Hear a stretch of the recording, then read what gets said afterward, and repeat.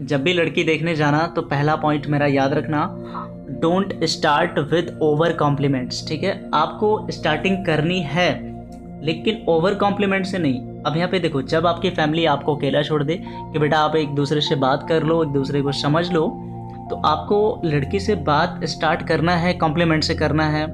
लेकिन normal complement दो, आप उसको बोल सकते हो कि आपकी ड्रेस काफ़ी अच्छी है, यू आर गुड लुकिंग, इस तरीके की तारीफ़ें आप कर सकते हो। लेकिन ओवर कॉम्प्लीमेंट नहीं देना है। ओवर कॉम्प्लीमेंट्स का मतलब क्या है, आप तो बहुत ही ज़्यादा खूबसूरत हो, आप तो इतनी ज़्यादा खूबसूरत हो कि आप जितनी खूबसूरत लड़की तो मैंने कहीं नहीं देखा।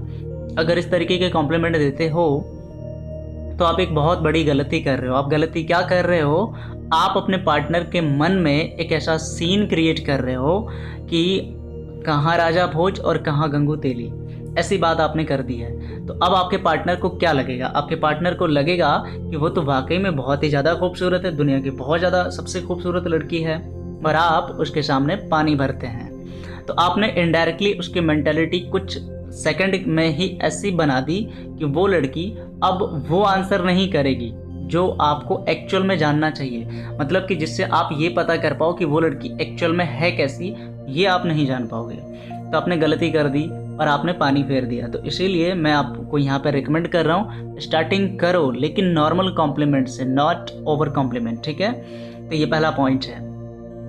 तो मैंने आपको स्टार्टिंग बताया। अब उसके बाद आपको क्वेश्चन क्या करना है।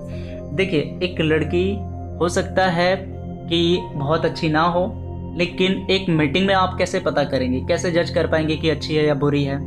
क्योंकि मुंह पे तो इंसान अच्छा ही बोलेगा ना अपने बारे में। तो यहाँ पे एक मीटिंग में तो पता नहीं चलने वाला। लेकिन मैं जो आपको तरीका बताऊंगा, इससे आप एक मीटिंग में ही क्लियर कर लेंगे कि वो इंसान अच्छा है या बुरा है। तो आपको क्या करना है, क्वेश्चन विदाउट ऑप्शन। आप सिर्फ इस बात को अगर समझ गए कि क्वेश्चन आपको करना है लेकिन ऑप्शन नहीं देना है, ये अगर आपने ऐसा किया तो आप एक मीटिंग में ही कंक्लूड कर पाओगे कि वो आपके लाइफ पार्टनर बनने के लायक हैं या नहीं हैं, आपको आगे बढ़ना चाहिए या नहीं। अब इसका मतलब क्या है, मैं आपको एग्जांपल देके समझाता हूँ। और एक बात, वीडियो थोड़ी सी लंबी होगी क्योंकि मैं आधी अधूरी वीडियो नहीं बनाता हूँ, वीडियो कंप्लीट में बनाता हूँ, तो वीडियो थोड़ा सा लंबा होगा। देखिए, क्वेश्चन क्या है, what is the most important in a relationship, what is the most important thing in a relationship. अब इसका मतलब ये है कि एक रिलेशनशिप में सबसे ज़रूरी क्या है।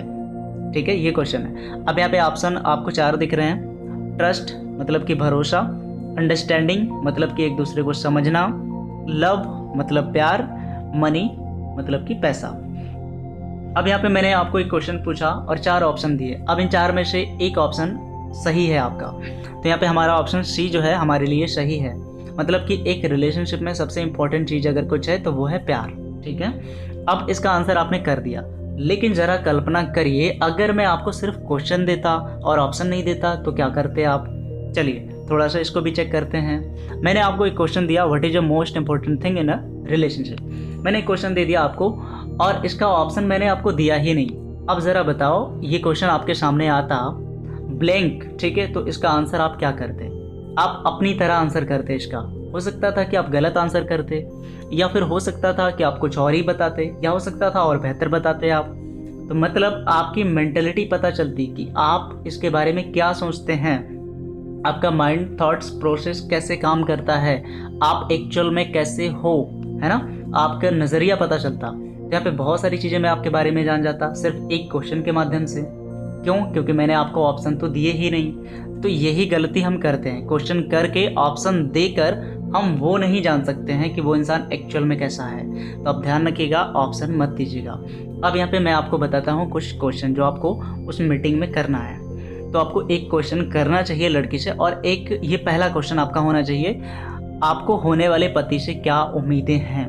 आप लड़की से क्वेश्चन करो, या फिर इसको चेंज कर लो कि आप एक अच्छे पति की क्या क्या खूबियाँ होती हैं आपके हिसाब से, या फिर आपको अपने होने वाले पति में क्या क्या क्वालिटी चाहिए, है ना। या फिर आप इसको हैबिट पे जो है फोकस कर सकते हो कि आपके पॉइंट ऑफ व्यू से आपके फ्यूचर हस्बैंड में क्या क्या आदतें होनी चाहिए या कौन सी बुरी आदतें नहीं होनी चाहिए। इस तरीके से आप क्वेश्चन करो। ऐसा अगर आप करोगे तो आप पता लगा पाओगे कि लड़की कितनी ज़्यादा मॉडर्न है और कितनी ज़्यादा ट्रेडिशनल है, लड़की कितनी ज़्यादा वेस्टर्न है या कितनी ज़्यादा इंडियन है। इससे आप बहुत ही आसानी से कंक्लूड कर पाओगे, बहुत ही आसानी से उसकी मेंटेलिटी आप चेक कर पाओगे। तो उसका आंसर जो भी होगा आप उसको बस ध्यान रखना, ज़्यादा कुछ नहीं करना है आपको। सीधा मुझे कॉल लगाना है, मैं आपको कॉल तरीका बता दूंगा, मुझे कॉल लगाइएगा और अपनी मीटिंग को एक्सप्लेन कर दीजिएगा कि ये मुझे आउटपुट में मिला।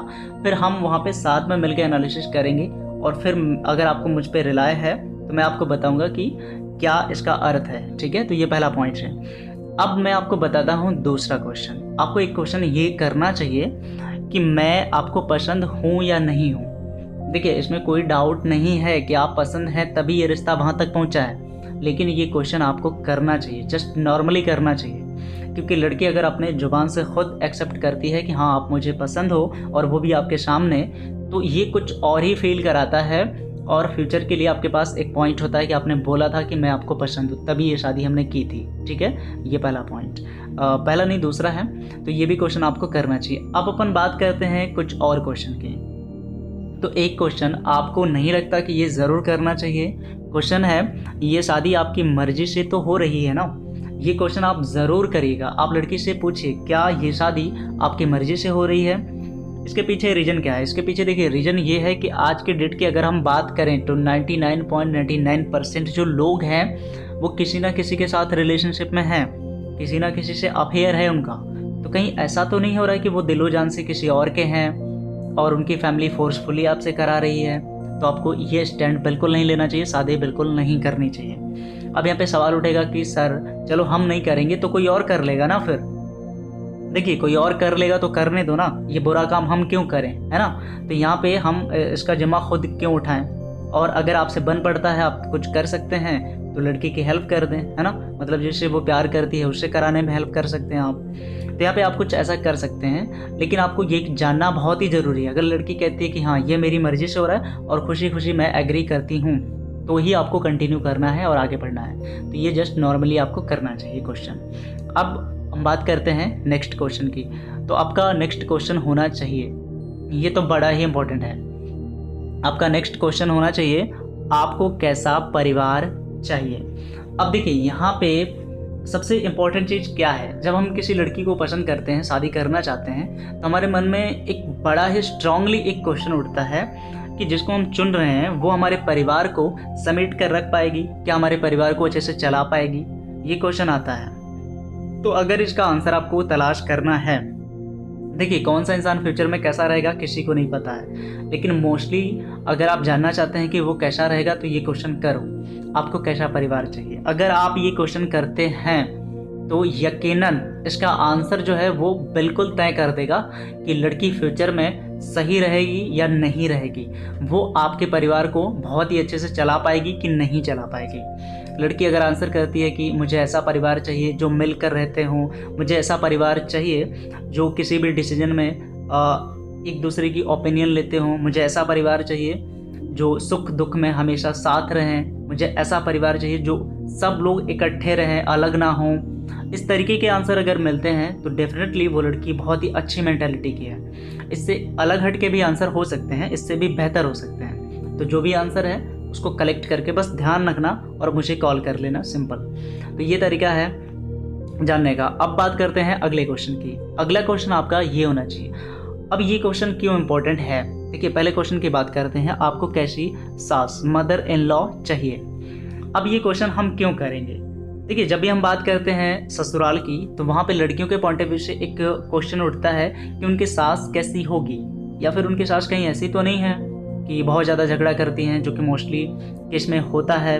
कहीं उनकी सास ऐसी तो नहीं है जो उनको बहुत ज़्यादा जो है मतलब उनमें अप एंड डाउन्स बहुत ज़्यादा चलने वाले हैं, उनकी मैरिज लाइफ पूरी ख़राब होने का डर है। तो इस तरीके की चीज़ें होती हैं लड़की के मन में। तो अगर आप लड़की से क्वेश्चन करते हो कि आपकी मदर इन लॉ कैसी होनी चाहिए, आप कैसी उम्मीदें करती हो, आपके एक्सपेक्टेशन क्या हैं, तो वो लड़की कुछ ना कुछ बताएगी कि मेरी सास ऐसी होनी चाहिए जो मुझे माँ का प्यार दे, या फिर कुछ इस तरीके की चीज़ें। तो उस लड़की का आंसर ये बताएगा कि फ्यूचर में वो कैसी रहेगी, वो आपके लिए परफेक्ट है कि नहीं है। तो ये भी क्वेश्चन आपको करना चाहिए। अब अपन बात करते हैं अगले क्वेश्चन की। अगला क्वेश्चन भी काफ़ी इंपॉर्टेंट है और ये पूछना चाहिए आपको, क्वालिफिकेशन और कुकिंग के बारे में आपको जानना चाहिए। देखिए क्वालिफ़िकेशन मतलब कि लड़की कितनी पढ़ी है, कितना कहाँ तक स्टडी किया और उसके बाद क्यों नहीं किया, ये आपको जानना चाहिए। अब देखिए मैं ये नहीं कहता कि आप सिर्फ पढ़ी लिखी लड़की लेकर आओ, कई लड़कियाँ ऐसी हैं जो बिल्कुल नहीं पढ़ी हैं, बहुत ही अच्छी हैं। तो यहाँ पे क्वालिटी की बात नहीं कर रहा हूँ, मैं सिर्फ क्वालिफ़िकेशन की बात कर रहा हूँ कि लड़की कितनी पढ़ी लिखी है, ये आपको जानना ज़रूरी है। क्योंकि हो सकता है कि आपको गलत इन्फॉर्मेशन दी गई हो। तो अगर लड़की खुद ये कहती है तो आगे आप ये पॉइंट उठा सकते हो कि आपने खुद बोला था। तो आपको क्वालिफ़िकेशन के बारे में थोड़ी इन्फॉर्मेशन लेनी चाहिए और ये आपके बात को थोड़ा इंटरेस्टिंग भी बनाएगा। फिर उसके बाद नंबर आता है कुकिंग। कुकिंग आपको क्यों पूछना चाहिए? देखिए एक लड़की को खाना बनाना ना आए ऐसा नहीं होना चाहिए, ठीक है। हाँ, आप ये डिपेंड करता है कि आप किस चीज़ के लिए जो है शादी कर रहे हो। क्या आप जो है हाउस वाइफ के लिए जो है मैरिज कर रहे हो, क्या आप एक हाउस वाइफ चाहते हो, तो फिर तो खाना बनाना आना चाहिए। तो यहाँ पे और भी क्वेश्चन कर सकते हो कि आपको क्या क्या बनाना आता है, इस तरीके के क्वेश्चन आपको करना चाहिए। लेकिन मैं रिकमेंड करूँगा, और अगर लड़कियाँ इस वीडियो को देख रही हैं तो उनको भी रिकमेंड करूँगा कि अगर आपको खाना बनाना नहीं आता है, ऑफिस वगैरह के चक्कर में ही रह जाती हैं, तब भी आपको खाना बनाना, कुकिंग के बारे में नॉलेज लेनी चाहिए। आपको खाना पकाना आना चाहिए। क्यों? क्योंकि हो सकता है कि कभी सिचुएशन इतनी ऑड हो जाए कि आपको अपने पति को बनाकर खिलाना ही पड़े और आप खिला ना पाएँ, तो वहाँ पे बहुत बुरी बात होगी। तो आपको कुकिंग तो आना ही चाहिए, ठीक है। तो ये कुछ चीज़ें मैंने आपको बताई हैं। अब बात करते हैं अगले पॉइंट की, जो कि आखिरी होगा, जो कि बहुत ही ज़्यादा इम्पोर्टेंट है। और इस क्वेश्चन को तो आप कभी इग्नोर और नेग्लेक्ट मत करिएगा। क्वेश्चन क्या है? Do you have any conditions before marriage? आपको लड़की से पूछना चाहिए क्या शादी से पहले आपकी कोई शर्त है, क्या कोई कंडीशन है आपकी। देखिए कई लोगों के कंडीशन होते हैं, कई लोगों के नहीं होते, लेकिन अगर आप ये क्वेश्चन कर लेते हो तो आगे का सारा रास्ता क्लियर होता है और कभी प्रॉब्लम नहीं होती है। जैसे मान लीजिए कि किसी की कंडीशन ये है कि हम 5 साल तक बच्चे नहीं करेंगे और इस बारे में आप मुझे फोर्स नहीं करोगे।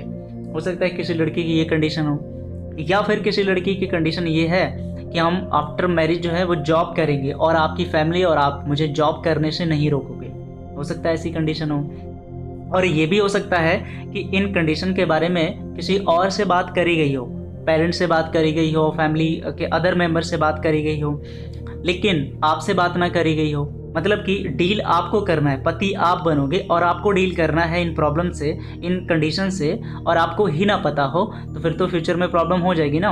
और लड़की की फैमिली वाले तो बोलेंगे कि हमने ये कंडीशन पहले ही बोला था, लड़की बोलेगी, तो यहाँ पे आपको प्रॉब्लम होने वाली है। तो इसीलिए आप कंडीशन के बारे में ज़रूर जानें कि उनकी शर्तें हैं क्या कुछ, और अगर हैं तो उन पे अच्छे से विचार करो, फिर देखो उनको फुलफिल कर पाओगे या नहीं। अगर नहीं फुलफिल कर सकते तो फिर यहाँ पे आपको गंभीरता से विचार करना चाहिए।